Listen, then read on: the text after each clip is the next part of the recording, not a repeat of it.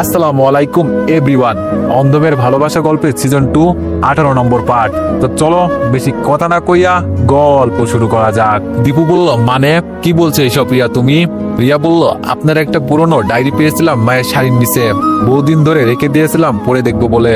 কাল হঠাৎ সময় পেলাম, খুলে পড়লাম কয়েকটা পাতা। প্রতিটি লাইন, প্রতিটি শব্দে আপনি শুধু অধরাকে ডেকেছেন, তাকে নিয়ে স্বপ্ন দেখেছেন, ভবিষ্যৎ কল্পনা করেছেন। তাহলে আমার জায়গা কোথায়? দীপু দীর্ঘশ্বাস ফেলে বলল, তুমি জানো না আমি প্রতিদিন কতটা চেষ্টা করি তোমার সেই প্রশ্নগুলোর উত্তর হতে। আমি অধরাকে ভালোবেসেছিলাম ঠিক, কিন্তু সেটা ছিল আমার কৈশোরের অনুভব। তোমার সঙ্গে আমার জীবন শুরু হয়েছে সেই দিন থেকে, যেই দিন তুমি নিজের সব ছেড়ে আমার পাশে এসে দাঁড়িয়েছিলে। রিয়া চুপ করে রইল। দীপু আবার বলল, অধরা আমার প্রথম অনুভব ছিল, কিন্তু তুমি আমার জীবন সঙ্গিনী। তুমি আমার জীবনের সেই অধ্যায় যেটার পরে আর কোনো পাতা উল্টাবে না। তোমার আগে ভালোবাসা ছিল, তোমার পরে নেই, আর কখনো আসবেও না। বাবা যখন অসুস্থ হয়ে পড়লেন, সংসারের হাল যখন ধরতে হলো, সেই দিনই এই ডায়েরি তুলে রেখেছিলাম মায়ের শাড়ির ভাঁজে, আর খোলা হয়নি। ভেবেছিলাম যেখানে আমি অধরাকে রেখে এসেছি সেইখানে তার সমস্ত স্মৃতি চিরতরে গুটিয়ে রাখবো। তুমি তো জানো না তুমি না থাকলে আমি কেমন হয়ে যাই। তুমি আমার ভাঙা সময়ের সবচেয়ে মজবুত ভরসা। অধরা ছিল আবেগ, তুমি বিশ্বাস। অধরা ছিল স্বপ্ন, তুমি বাস্তবতা। আর আমি বিশ্বাস করি বাস্তবতাই মানুষের জীবনের সবচেয়ে স্থায়ী আশ্রয়। তুমি যদি কখনো অনুভব করতে পারতে আমি তোমাকে কতখানি ভালোবাসি, তাহলে আর প্রশ্ন করতে না রিয়া। অধরা আমার শৈশবের অনুভব ছিল, আর তুমি আমার জীবনের অবিচ্ছেদ্য অংশ। তোমার ছাড়া আমার ঘর, আমার দিন, আমার রাত্রি কিছুই তো চলে না। রিয়া চোখ নামিয়ে ফিসফিস করে বলল, তবু আমি চাই না কোনো পাতায়, কোনো কোণে, কোনো হৃৎপুণ্ডে অন্য কোনো নাম থাকুক। আমি আপনার পুরোটা চাই, ভগাংশ নয়। দীপু একটু হাসলো, সেই হাসিতে অভিমানের ছায়া, ভালোবাসার স্পর্শ। দীপু বলল, ভালোবাসা যদি ভাঙা ভাঙা হতো তাহলে এই জীবনে অনেক আগেই থেমে যেত রিয়া। তুমি শুধু স্ত্রী নয়, তুমি আমার সংসারের ভরসা, আমার জীবনের দিশা। অধরাকে ভালোবেসেছিলাম আমি, কিন্তু তাকে সঙ্গে নিয়ে পথ চলিনি। তোমাকে ভালোবেসে চলেছি প্রতিটা পদক্ষেপ। রিয়া নিঃশব্দে দীপুর বুকে মাথা রাখলো, চোখ বেয়ে নেমে এলো জল। তবে এবার সেই জলে হিংসা ছিল না, ছিল আত্মপ্রত্যয়। কারণ সে জানে প্রথম নয়, সেই ভালোবাসা হতেই তো ভাগ্য লাগে। দীপুর বাসার লাগোয়ায় গলিতে ভাড়া নিয়েছে মৃদুল, বলে বেড়াই শহরের নামি এক মার্কেটে কাপড়ের দোকান দিয়েছে সে। আসলে উদ্দেশ্য কেবল ব্যবসা নয়, চোখের আড়াল হলেও মনে মনে দীপুর প্রতি পদক্ষেপের হিসাব রাখা। দিনে একবার মার খোঁজ নিতে এসে বড় ছেলের সংসারে টু মেরে যায়, বলে মা কেমন আছো? দীপু ঠিক মতো খাওয়াই তো। আসলে তার চোখে পড়ে অন্যখানে। দীপু পরিশ্রমের গড়া এক একটা ঈদের দিকে, গ্যারেজের ধুলোমলিন বারান্দায় জমে ওঠা স্বপ্নের দিকে, হায়েমের অবুঝ হাসিতে লেগে থাকা রিয়ার শান্ত প্রশান্তির দিকে। মৃদুল তুহিনকে নিয়ে আসলে মা আদরে ভরিয়ে দেয়। তুহিন মায়ের গলা জড়িয়ে ধরে বলে, দাদি আমি তোমাকে নিয়ে যেতে এসেছি। মায়ের চোখ ঝাপসা হয়, অথচ কিছু বলেন না। অপরদিকে সায়েম ধীরে ধীরে হাঁটতে শিখেছে, ছোট্ট দুপায়ে পা ফেলে টুকটুক করে ঘরে ঘরে হেঁটে বেড়ায়। মৃদুল একবারও কোলে তুলে নেয় না, চোখে চোখ রাখলেও ভালোবাসার ন্যূনতম স্পষ্ট দেয় না। দীপু যতটুকু পারে তা দিয়ে ছেলের মুখে হাসি ফোটাতে চাই। দীপু সায়েমের জন্য একটা রঙিন জামা কিনে আনলে মৃদুল পরের দিনই তুহিনের জন্য এনে দেয় দামি দুটি পোশাক। তুহিন হাঁটতে গিয়েও পা মাটিতে ফেলে না, বাবা কাঁধে তুলে নিয়ে ঘোরাই। এ যেন অদৃশ্য এক প্রতিযোগিতা, যেখানে কেউ কিছু না বললেও যার যার চোখে স্পষ্ট উচ্চারণ, কে বেশি ভালো বাবা। দীপু এসব দেখে কিছু বলে না, শুধু দূর থেকে একটুখানি হেসে ছেলে সায়েমের মাথায় হাত রাখে। মনের ভিতর দিয়ে ঢেউয়ের মতো বয়ে যায় একটাই কথা, ভালোবাসা কখনো প্রতিযোগিতা হতে পারে না। ভালোবাসা মানে নিঃশর্ত থাকা, নীরব দায়িত্ব নেওয়া, প্রতিদান না চাওয়া। কিন্তু মৃদুল পদে পদে বোঝাতে চাই দীপু তার কাছে সায়েমকে দত্তক না দিয়ে কত বড় ভুল করেছে। দিনের অর্ধেক সময় কাটে গ্যারেজের তপ্ত ইঞ্জিনের মাঝে, লোহার গন্ধ, গ্রিসের দাগ, আর ক্লান্ত ঘাম মিশে যেন শরীর থেকে বেরিয়ে আসে তার জীবনের কাহিনী। বাকি অর্ধেক সময় চলে যায় বাড়ির কাজ সামলাতে, ইট, সিমেন্ট, রডের হিসাব, শ্রমিকের তদারকি। নিজের জন্য সময় রাখার মতো কোনো অবসান নেই, নেই বিশ্রামের ছায়া। রাতে একা দাঁড়ায় আয়নার সামনে, কোনো বিশেষ কারণ ছিল না, হঠাৎই নিজেকে দেখার ইচ্ছে হলো। আয়নার দৃষ্টিতে চমকে উঠেছে, চেনা সেই চেহারা যেন বদলে গেছে। চোখে ঘুমিরতা, মুখে ক্লান্তির রেখা, শরীর শুকিয়ে জীর্ণ হয়েছে, মাথার চুলে স্পষ্ট ফাঁক। কখন যেন বয়স কাঁধে চেপে বসেছে নিঃশব্দে। নিজেই নিজের চোখের দিকে তাকিয়ে একটা দীর্ঘশ্বাস ফেলে। এত কিছু করে শেষ পর্যন্ত কি আমি আমার পরিবারের মুখে হাসি এনে দিতে পেরেছি? কিন্তু পরক্ষণই মনে পড়ে যায় স্নেহা ও সায়েমের উজ্জ্বল হাসি, রিয়ার গভীর মমতা, আর মায়ের প্রশান্ত মুখ। তখনই সে আয়নার দিকে তাকিয়ে মৃদু হেসে ফেলে। যদি ভালোবাসায় থাকে পুরস্কার, তাহলে এই ক্ষয় হয়ে যাওয়া দেহ হয়ে উঠুক সবচেয়ে মূল্যবান উৎসর্গ। রোজার সময় হয়ে আসছে, চৈত্রের রোদ যেন রোজার প্রস্তুতির আগেই পরীক্ষা নিতে চাই। দীপু কিছুদিনের জন্য ঘরের নির্মাণ কাজ বন্ধ রাখলো, পুরো মনোযোগ দিল গ্যারেজে। কারণ এখন উপার্জনের টাকা দিয়ে রোজার বাজার করতে হবে। ভোর থেকে সন্ধ্যা পর্যন্ত নিজেই খাটে, ঘামে ভেজে শরীর, তবু ক্লান্তির কোনো ছাপ নেই চোখে মুখে। কারণ তার একটাই লক্ষ্য, ঘরটা ক্যারিয়ারটা আবার গড়ে তোলা আর নিজের আত্মসম্মানটাকে ফিরিয়ে আনা। গ্যারেজে বসেই এক দুপুরে রুষাকে ফোন করলো সে। রুষার কণ্ঠে প্রশান্তির ঢেউ। সে জানালো এখন বেশ ভালোই আছে। শাশুড়ি কিছু বললে সে কিছু বলার আগে তার স্বামী উত্তর দিয়ে দেয়। এখন শাশুড়ি অনেকটাই বদলে গেছেন। একটা অদৃশ্য সীমারেখা তৈরি হয়েছে যেটা কারো সম্মানকে মিলান হতে দেয় না। দোকানটা ছোট, আয়ও আহামরি না, তবুও শান্তি আছে ভাইয়া। তোমার দেওয়ার টাকাটার মর্যাদা আমি কখনো ভুলবো না। একটা আশ্রয়, একটুখানি সম্মান, এর চেয়ে বড় সম্পদ আর কিছুই নেই। দীপু কিছুক্ষণ চুপ থেকে বলল, এইসব শুনেই তো শান্তি পাই রুষা। তোরা ভালো থাকলে আমার শান্তিতে ঘুম আসে। ফোন কেটে দিয়ে ছাড়াই বসে চোখ বন্ধ করলো দীপু। এক মুঠো নিঃশ্বাস বুকে জমিয়ে মনে মনে বলল, এই জীবনের যুদ্ধে সে হেরে যেতে চায় না, কারণ অনেক মানুষের হাসি এখন তার কাঁধে ভর করে দাঁড়িয়ে আছে। মৃদুলের মধ্যে আজও কোনো পরিবর্তন নেই। তার কথাবার্তা, চলাচল, এমনকি হাঁটা চলার ভঙ্গিতেও এখনো ধরে পড়ে একরকম অদ্যত্ত। সে ব্যবসার কাজে শহরে এসেছে, এই নামেই পরিচিত দিয়ে বেড়ায়। কিন্তু দীপুর মনে গভীর একটা প্রশ্ন ঘুরপাক খায়। সে কি সত্যি ব্যবসার তাগিদে এসেছে, নাকি নীরব প্রতিযোগিতায় নেমেছে বড় ভাইকে হারানোর মঞ্চে? মাঝে মধ্যে বাসায় বড় রুই মাছ, ব্রয়লার মুরগি কিংবা ভারী ফলমূল এনে হাজির করে মৃদুল। তারপর ছোট্ট ছায়েমু স্নেহাকে ডেকে বলে, এই দেখো চাচ্চু কত বড় মাছ এনেছে, এই দেখো মুরগি। কিন্তু এই দেখানোই শেষ। না কোনো মাছের এক টুকরো, না কোনো রসালো ফলের এক খণ্ড ছায়েম কিংবা তার ছোট বোনের ভাগ্যে জুটেছে। শুধু চোখের সামনে একরাশ বিলাসিতা আর হাতের মুঠোয় অভাবের শিকল। তো সন্তানদের জন্য তুই যে ভবিষ্যৎ আঁকছিস সেই স্বপ্ন যেন পূরণ হয়, এই দোয়াই থাকলো আমার। ঘরের বাতাসে তখন শান্তির এক নিঃশব্দ কম্পন ছড়িয়ে পড়ে।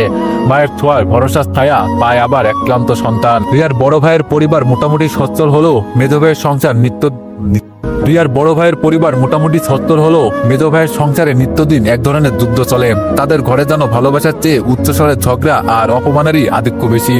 প্রতিদিন অন্তত একবার বিচার সভা বসে, অভিযোগ, জবাব, প্রতিশোধ। তাদের সংসারে হাসির চেয়ে কান্না, শব্দের চেয়ে তিরস্কার বেশি।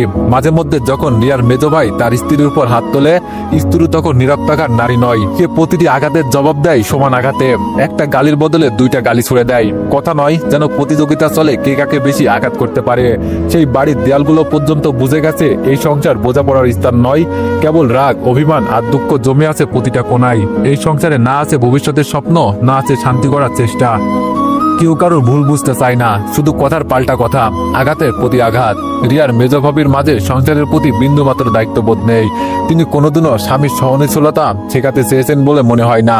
না তিনি নিজে সামাল দিয়েছেন সংসারের ভাঙাহাল। বাজারে কি আছে কি নেই তাতে তার কোনো আগ্রহ নেই। শুধু ঘরে রান্নার সময় বুঝতে পারেন চাল ডাল শেষ, আর তখনই শুরু হয় এক নতুন লড়াই। ভাবি কখনো ভাবেন না আগামীকাল কিভাবে চলবে, শুধু আজকের কড়াইয়ে কি পড়বে তাই নিয়ে তার যত সব ভাবনা। যেখানে সংসার মানে সঞ্চয়, সহমর্মিতা, পরস্পরের প্রতি শ্রদ্ধা, সেখানে তারা যেন একে অন্যের শত্রু হয়ে উঠেছেন। দীপুর মনে কেবল এক অজানা ব্যথা উকি দিতে লাগলো। মায়ের সেই শান্ত হাসির আড়ালেও যে চাপা কষ্ট লুকিয়ে আছে তা সে স্পষ্ট অনুভব করলো। তার কণ্ঠে কাঁপন জড়ালো। মা, আমার কথায় তুমি কষ্ট পাওনি তো? মা এবার একটু থেমে শান্ত গলায় বলল, কষ্ট না বাবা, আমি কষ্ট পাইনি। তবে সত্যি কথা বলতে কি, এত মানুষের সামনে একা বসে যখন খাবার খেতে হয় তখন নিজেরই খারাপ লাগে। তুই যে বলছিস আমি বুঝি সেটা ঠিকই। তোর ছেলে মেয়েদের দিকে তাকালো মনটা কেমন করে ওঠে, কিন্তু মৃদুলকেও কিছু বলতে পারি না। সবশেষে তো আমারই সন্তান, সে যদি ভুল বোঝে দূরে সরে যায় সেই ভয়ও তো কিছু বলা হয় না। তোকেও কত কিছু বলতে গিয়ে বলতে পারি না। মায়ের চোখের কোণে জমে থাকা জলচাপা কান্না দীপুর অন্তর ভেদ করে গেল। সে মাথা নিচু করে বলল, তুমি যদি আমাকে না বলো তাহলে কে বলবে মা? আমি যে প্রতিদিন ভয় পাই তোমার মুখের দিকে তাকাতে। আমি চাই না তোমার জন্য কিছু করাটা আমার জন্য অহংকার হোক। আমি চাই সেটা হোক আমার দায়িত্ব, আমার ভালোবাসা। মা এবার কোমল হাতে ছেলের মাথায় হাত রাখলেন। তার চোখে এখন একটাই ভাষা, গভীর ভালোবাসা আর দোয়ার প্রার্থনা। তুই যতটুকু করছিস সেটা অনেক দীপু। একটা সন্তান যেমন হয় তুই তার চেয়েও বেশি। তোকে নিয়ে আমি গর্ব করি। তুই আমাকে বুঝেছিস, এটা সব সন্তানের পক্ষে সম্ভব না। দীপু আর কিছু বলল না, শুধু চুপচাপ বসে রইল মায়ের পায়ের কাছে। ছায়ামি স্নেহা রেডি হয়ে দীপুকে ডেকে উঠল। ও বাবা, বললেন না ঘুরতে নিয়ে যাবে? মেয়ের চঞ্চল কণ্ঠে ডাকা মাত্রই দীপু হাসি মুখে উঠে দাঁড়ালো।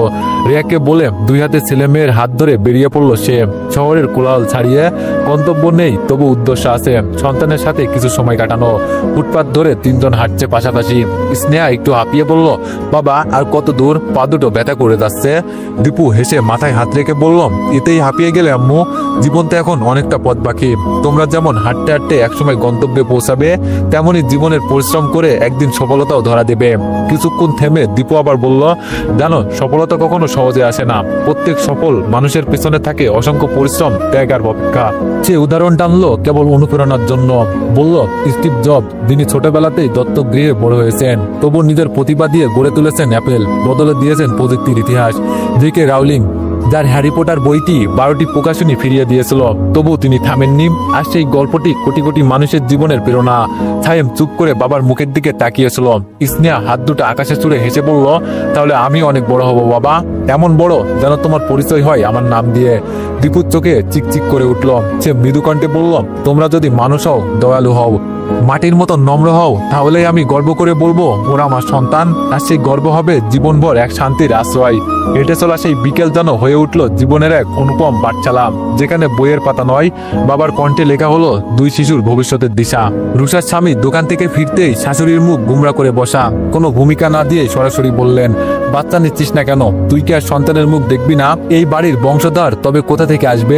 প্রতিদিনকার এই পুনরাবৃত্তি আজ আর নতুন কিছু নয় রুষার কাছে। সে মাথা নিচু করে দাঁড়িয়ে থাকলো, কিন্তু তার স্বামী চুপ করে রইল না আজ। দীর্ঘশ্বাস ফেলে শান্ত গলায় বললেন, মা, আল্লাহ চাইলে রুষার কোলেই আসবে আমার বংশধর। আর যদি আল্লাহ না চান, তাহলে এক নয় 10টা বিয়ে করলেও কোনো লাভ হবে না। সন্তান হোক বা না হোক, তা একমাত্র তার ইচ্ছায় নির্ভর করে। রুষার শাশুড়ি একটু দমে গেলেন না, জেদের সুরে বললেন, তাই বলে কি চেষ্টা করবি না? কেবল তাকিয়ে থাকবি ভাগ্যের দিকে? ছেলের কণ্ঠে এবার একটু কঠিন হলো।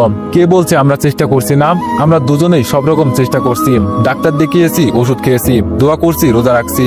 তবুও সন্তান তো কেবল দাম্পত্য জীবনের উদ্দেশ্য নয় মা। রুষা আমার স্ত্রী, আমার দায়িত্ব, আমার সম্মান। তাকে ছোট করে আমি কখনোই বড় হতে চাই না। রুষার চোখ চিকচিক করে উঠল। শুধু চোখে নয়, মনে যেন বৃষ্টির পর এক ফালি রোদ এসে পড়েছে। স্বামীর এমন প্রতিবাদ ও সজাগ অবস্থান তাকে প্রশান্তি দেয়। এমনও ভালোবাসা ভাষা হয় তা যে সে কখনো জানতো না, শুধু অনুভব করেছিল অন্তরের গভীর আশ্রয়ে। সে ধীরে পায়ে আওয়াজ ছাড়া পাশে গিয়ে বসলো। অল্পসারে বললাম, আমার কোলখালি থাকলেও আপনি যে আমার পাশে আছেন, এতটুকুই আমার পূর্ণতা। তার স্বামী হাত ধরে বলল, তোমার কোলে হয়তো এখন খালি, কিন্তু তোমার বুকটা আমার ভালোবাসায় ভরা। আর যাই হোক, আমাদের আর কখনো ভালোবাসার অভাব থাকবে না।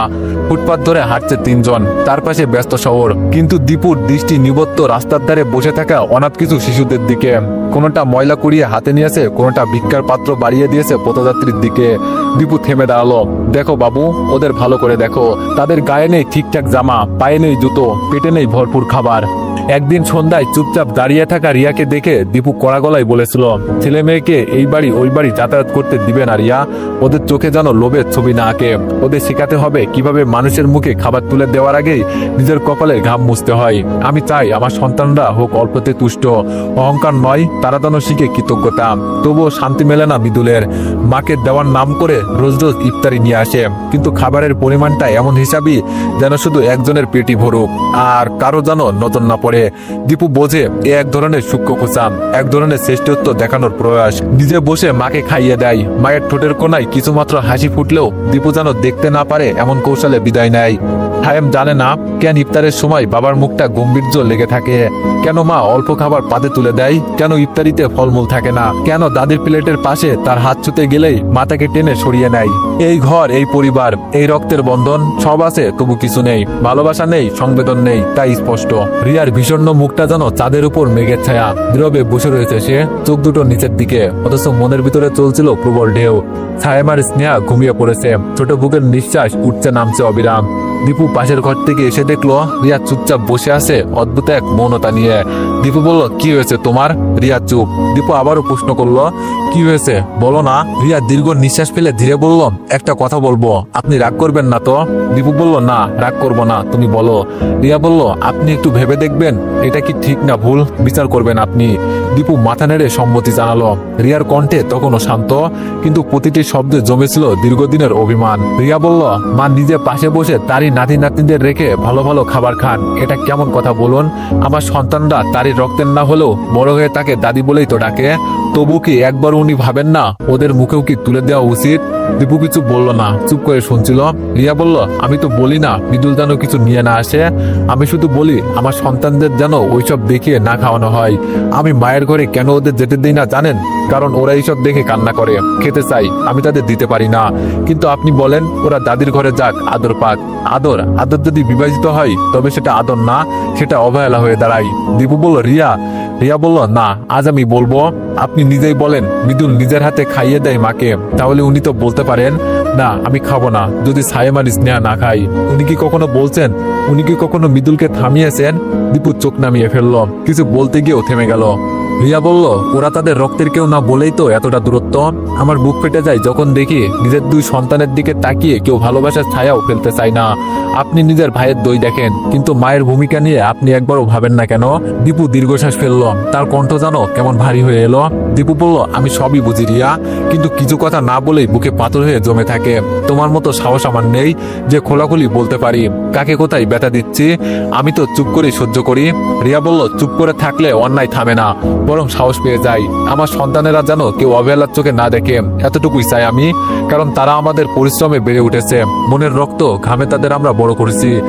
দীপু ধীরে উঠে দাঁড়ালো, গলা নিচু স্বরে বলল, তুমি ঠিক বলেছো, আজ থেকে ওদের আর কাউকে ছোট করে দেখতে দেব না। এরা আমার জীবন, আমার আত্মা। এদের চোখে জল এলে আমিও আর শক্ত থাকতে পারি না।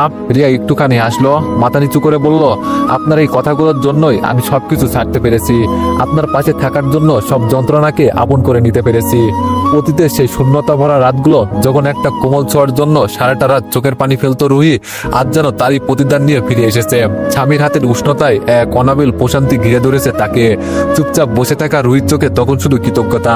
চোখের কোণে চিকচিক করে উঠলো এক বিন্দু জল। স্বামী আস্তে করে জিজ্ঞেস করলো, কেমন লাগছে? রুহি কিছু বলল না, শুধু মাথা নিচু করে হাসলো। সেই হাসিতে যেন লুকানো ছিল হাজারো না পাওয়ার গ্লানি, মুছে পাওয়ার গভীর তৃপ্তি। তারপর ধীরে বললাম, এইটুকু স্পষ্টই তো চেয়েছিলাম এতদিন ধরে, শুধু একটু বোঝার মানুষ, একটু মন দিয়ে ভালোবাসা। আজ মনে হচ্ছে আমি বেঁচে আছি, ভালোবেসে বেঁচে আছি। স্বামী চুলে আরো একটু তেল ঢেলে দিয়ে আদর করে বললাম, কষ্টের দিন পেরিয়ে গেলে তবেই তো সুখের মর্ম বোঝা যায়। আমি জানি অনেক কিছুতেই আমি দেরি করেছি, কিন্তু এখন থেকে আর কোনো অভাব থাকবে না, না ভালোবাসায় না যত্নে। রুই এবার চোখ বন্ধ করলো, চোখ বেয়ে নেমে এলো এক বিন্দু জল, শান্তি আর ভালোবাসার জল, যেটা কোনো অভিমান নয়, বরং এক দদ্দ অপেক্ষার পূর্ণতা। ঘরের বাতাসে তখন শুধু নিঃশব্দ ভালোবাসার গন্ধ, যেখানে শব্দের দরকার পড়ে না, শুধু অনুভূতি বলে দেয় আমি আছি তোমার জন্য। সকালে ধীর পায়ে মায়ের ঘরে গেল দীপু, কোমল কণ্ঠে বলল, মা তোমাকে কিছু বলার ছিল। মা বলল, হ্যাঁ বল, শুনছি। দীপু এক মুহূর্ত থেমে নিঃশ্বাস নিল, তারপর বলল, মা মৃদুলের মতো আমার কাছে টাকার পাহাড় নেই, যা পাই তাই দিয়ে কোনো রকমের সংসার চালাই, তাই তোমাকে সবসময় ভালো মন্দ খাওয়াতে পারি না। তুমি চাইলে মৃদুলের কাছে থেকে যেতে পারো, আমি কিছুই মনে করব না। আমার মন রাখতে বলছি না, আমি সত্যিই চাই তুমি যেখানে ভালো থাকো। তুমি যদি ওখানে ভালো খেতে পাও, স্বস্তি পাও, তাহলে তুমি ওইখানেই থাকো, আমি খুশি হব। মা কিছু না বলে চুপচাপ ছেলের দিকে তাকিয়ে থাকলেন। দীপু মাথা নিচু করে আবার বলল, আমি জানি তোমার মন অনেক বড়, তুমি রাগ অভিমান করো না, কিন্তু একটা অনুরোধ করছি, যদি তুমি এখানে থাকতে চাও তাহলে মৃদুলকে বলো যেন এইসব ভারী খাবার না নিয়ে আসে। আমার সন্তানরা যখন এইসব দেখে তাদের চোখে যে আকুলতা জমে তা আমি সহ্য করতে পারি না। আমার সাধ্য মতো ওদের ফলমূল দিই, তবু প্রতিদিন না দিতে পারলে ওরা কষ্ট পায় আর আমি ভেঙে পড়ি। আমি চাই না ওরা অভ্যাস গড়ে তোলে এমন কিছুর প্রতি যা আমি দিতে পারি না। আমি চাই ওরা বুঝে যাক সুখ মানে কেবল রাজকীয় খাবার নয়, বরং শান্তি ও ভালোবাসায় মোড়া এক বেলার ভাতও অনেক। দীপুর কথা শুনে মা কিছুক্ষণ চুপ করে রইলেন, তারপর ধীরে ধীরে উঠে জানালার পাশে গিয়ে দাঁড়ালেন। মায়ের চোখে মুখে তখন এক অদ্ভুত বেদনা মিশানো প্রশান্তি। তিনি জানেন এমনটা একদিন হবেই। জীবনের শেষ প্রান্তে এসে মায়েরা বোঝেন কার চোখের ভালোবাসা সত্য, কারটা কেবল কর্তব্য। নরম স্বরে বললেন, দীপু তুই যেটুকু পারিস ততটুকুই দিস, আমি তোদের মুখের দিকে তাকিয়ে খাই, খাবারের দিকে নয়। মৃদুলের বড় বড় খাবারের মমতা গন্ধ নেই, আর তোর শুকানো ভাতেই আমি সন্তুষ্ট, কারণ তোর মনটা আমার পাশে বসে থাকে। দীপু মায়ের পায়ের কাছে এসে বসে পড়ল, তার গলা বেয়ে নেমে এলো অশ্রু। চুপচাপ মাটির দিকে তাকিয়ে রইল কিছুক্ষণ, তারপর বলল, মা আমি কখনো চাই না তুমি কষ্ট পাও, কিন্তু আমার ছেলে মেয়েদের আমি সেই পথে বড় করতে চাই না যেখানে পেট পূর্ণ থাকে কিন্তু মন খালি হয়ে যায়। তারা যেন বুঝতে শেখে কষ্টের ঘাম দিয়ে কেনা খাবারই সবচেয়ে বেশি স্বাদ। মা এক হাতে ছেলের মাথায় হাত থেকে বললেন, তুই যেমন চাস তোর সন্তানরা তেমনই হবে। আমি কথা দিচ্ছি এখন থেকে আর মৃদুল এসব আনতে দিব না। তবুও দেখো তারা বেঁচে আছে, হাসে, কাঁদে, কাজ করে শুধু বেঁচে থাকার জন্য। সে হাঁটু গেড়ে বসে দুই সন্তানের চোখের সমান হয়ে বলল, তারা তোমাদের মতো স্কুলে যেতে পারে না, খেলনা নিয়ে খেলতে পারে না, তাদের সকাল শুরু হয় না বাবার স্নেহে কিংবা মায়ের কোলে ঘুম ভেঙে। তাদের জন্য নেই কারোর ভালোবাসা, নেই কেউ যে আদর করে ডাকবে। স্নেহা ধীরে বলল, আমরা তো তাদের চেয়ে ভালো আছি তাই না বাবা? দীপু হালকা হেসে বলল, শোনো, কারো ভালো খাবার দামি জামা কাপড় দেখে কখনো আফসোস করবে না, বরং এদের দিকে তাকিয়ে বলবে আলহামদুলিল্লাহ, আল্লাহ এদের থেকে তো তোমাদের ভালো রেখেছেন। কত আছে খেতে পাই না, আমরা তো খেতে পাচ্ছি, পড়তে পারছি, ভালোবাসা পাচ্ছি। সায়েম ও স্নেহা একসাথে বলে উঠলো আলহামদুলিল্লাহ। দীপু আবার বলল, সবকিছুতে আল্লাহকে শুকরিয়া আদায় করতে হয়, ভরসা রাখতে হয়, অল্পতে সন্তুষ্ট থাকতে হয়। এই যে দেখছো ছোট ছোট বাচ্চারা, ওদের চাহিদা কিন্তু খুব বেশি না, 3 বেলা পেট ভরে খাওয়া আর গায়ে জড়ানোর মতো জামা, শুধু এতটুকুই চাই ওরা। তবে ওদের কপালে তাও জোটে না। সাহেব সরল কণ্ঠে বলল, আমি ওদের খাবার কিনে দিব, জামাও কিনে দিব। তার কথা স্নেহা হেসে উঠল। দীপু সাথে সাথে বলল, স্নেহা, কেউ ভালো কাজ করতে চাইলে তাকে নিয়ে হাসাহাসি করা ঠিক না, বরং উৎসাহ দিতে হয় যাতে সে ভালো কাজটা সত্যি করে ফেলতে পারে। স্নেহা মাথা নিচু করে চুপ হয়ে গেল। দীপু 2 সন্তানের মাথায় হাত থেকে বলল, জানো, বইয়ের পাতা থেকে সব শেখা যায় না, জীবনের কঠিন অভিজ্ঞতা, রাস্তায় দেখা মানুষের গল্প থেকেও শেখার অনেক কিছু আছে।